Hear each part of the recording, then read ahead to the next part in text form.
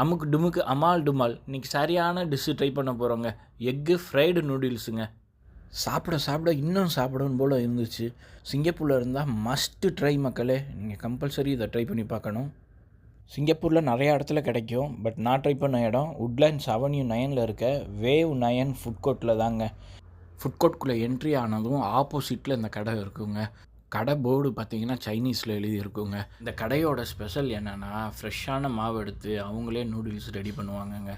மாஸ்டரே வந்து சூப்பராக வந்து நூடுல்ஸ் ப்ரிப்பேர் பண்ணுறாரு பாருங்கள். அதை பார்க்குறதுக்கே அவ்வளோ அழகாக இருக்குங்க.